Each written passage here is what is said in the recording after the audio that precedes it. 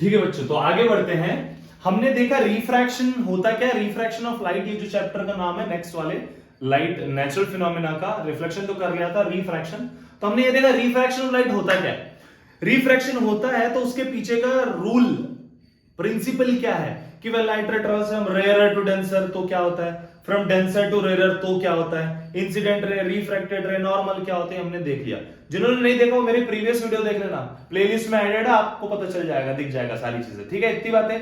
अब हम आगे बढ़ते हैं, let's move for the laws of refraction.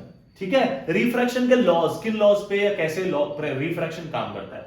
तो सबसे पहला लॉ हम देखते हैं। सबसे पहला है, देखो भाई, कि इंसिडेंट रे, आपको पता ही है क्या होता होगा इंसिडेंट रे। ठीक है, रिफ्रैक्टेड रे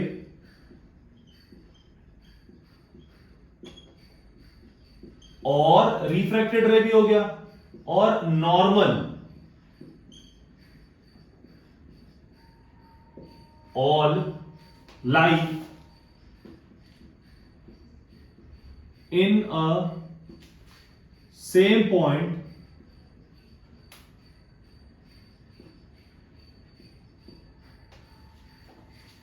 ऑल लाई इन अ सेम पॉइंट। ठीक है, पक्का। देखते हैं ये कहता कि इसका मतलब क्या है। तो ना हम एक सरफेस ले लेते हैं, इसके ऊपर मैं लिख दिया मीडियम 1, कोई भी मीडियम होगा, और ये लिख देता हूं मैं मीडियम 2। ठीक है, एक हो गया मीडियम 1 और एक हो गया मीडियम 2। इतनी बातें क्लियर है पक्का आपको। अब देखो, ये लाइट रे आया, जिस पॉइंट पे टकराया वहां पे बन गया नॉर्मल, और ये लाइट रे गया।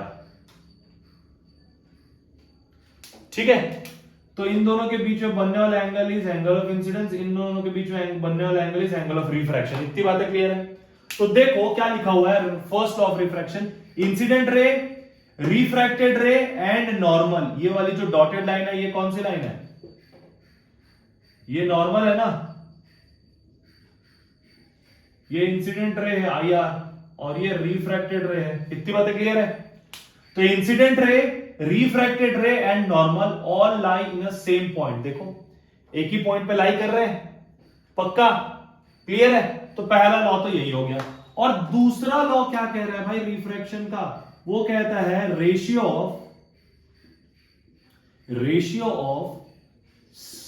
Sign of angle of incidence and sine of angle of refraction।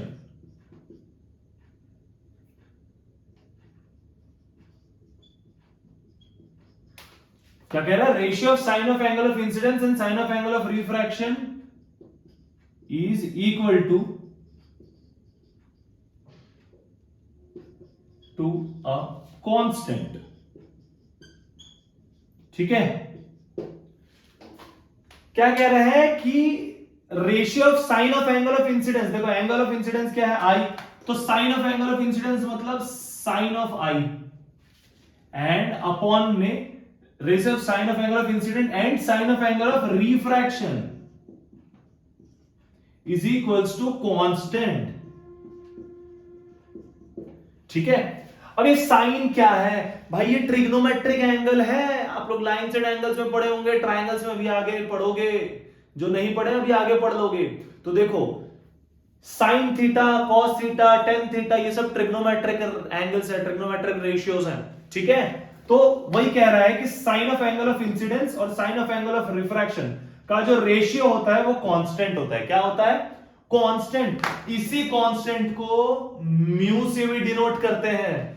इस म्यू को कहा जाता है क्या, सबसे इंपॉर्टेंट, बहुत इंपॉर्टेंट है भाई, इसको कहा जाता है रिफ्रैक्टिव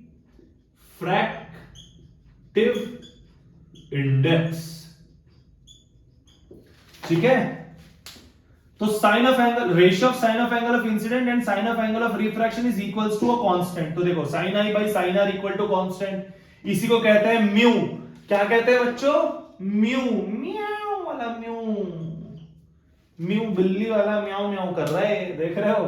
क्या sine of angle of incidence में sine of angle of refraction is equals to constant, इसको कहते हैं म्यू, और यही जो म्यू होता है उसको कहते हैं रिफ्रैक्टिव इंडेक्स।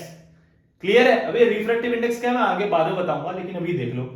अब बच्चों ध्यान रखना, बोर्ड एग्जाम या स्कूल के जो एग्जाम होंगे ना उसमें एक क्वेश्चन पूछा जाता है डिफाइन स्नेल्स लॉ, या व्हाट इज स्नेल्स लॉ। तो ये जो सेकंड लॉ ऑफ रिफ्रैक्शन होता है ना, इसको हम स्नेल्स लॉ भी कहते हैं।